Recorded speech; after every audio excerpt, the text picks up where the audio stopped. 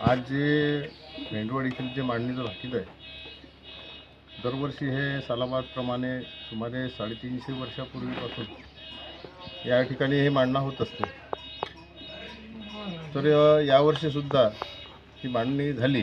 अक्षय तृतीया दिवशी सायंकाळी ते बाहेरच्या शेतात मांडणी केल्या जाते आणि दुसऱ्या दिवशी म्हणजे आजच्या दिवशी ते सकाळी सूर्योदयाच्या वेळेस म्हणजे तिथं निरीक्षण होते.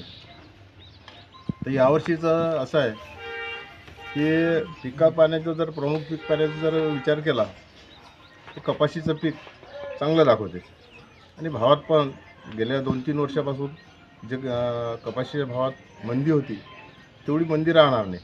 थोडाफार जास्तीचा नाही पण थोडाफार भावात बदल होईल. तसंच दुसरं प्रमुख पीक म्हणून ज्वारी आहे. तर ज्वारीचं पीक चांगलं आहे, भावात पण तेजी दाखवते. तूर जे आहे तूर मोगम आहे. मोगम याचा अर्थ साधारण पीक होते.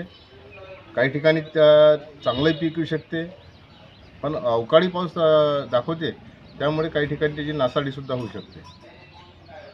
त्याच्यानंतर तिळाचं पीक आहे. तिळाचं पीक चांगलं येईल पण काही ठिकाणी नासाडी होईल. त्याच्यानंतर प्रमुख पिकात मूग येते. मुगाच्या भावात तेजी राहील, पीक साधारण येईल.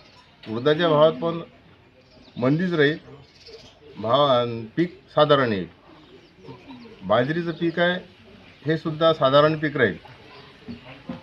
त्याच्यानंतर प्रमुख जर म्हटलं तर रोगराईचं प्रतीक असलेली भादली जी आहे ती गेल्या 2-4 वर्षात अशी फारशी विखुरलेली नसायची, पण यावर्षी जास्त विखुरलेली आहे. त्यामुळे रोगराईचं प्रमाण जास्त राहील. माणसांवर आणि जनावरं गुरं यांच्यावर तसंच पिकावर सुद्धा रोगराईचं प्रमाण जास्त राहील. आणि त्याच्यानंतर रब्बी पिकाकडे तर रब्बी पिकामध्ये प्रामुख्यानं गहू आहे, हरभरा आहे. तर गव्हाचं पीक चांगल्यापैकी दाखवते. हरभऱ्याचं पीक जे मोगम आहे, तर मोगम असल्यामुळे काही भागात हरभऱ्याचं पीक चांगलं येईल आणि काही भागात साधारण पीक येईल, पण एकदम पीक येणार नाही असं नाही आहे. राजकीय स्थिती त्याचबरोबर तसंच पावसाचं जे प्रमाण आहे, पाऊस हा पहिल्या महिन्यात थोडा लहरी स्वरूपात राहील, कुठे कमी होईल कुठे जास्त होईल, सार्वत्रिक पेर होणार नाही. दुसऱ्या महिन्यात मात्र बऱ्याचशा ठिकाणी पेर सार्वत्रिक होईल. तिसऱ्या महिन्यात एकदम पाऊस चांगला आहे. चौथ्या महिन्यातसुद्धा पाऊस चांगला आहे. या तिसऱ्या आणि चौथ्या महिन्यात म्हणजे ऑगस्ट आणि सप्टेंबर या महिन्यात अतिवृष्टी काही काही ठिकाणी होईल. त्यामुळे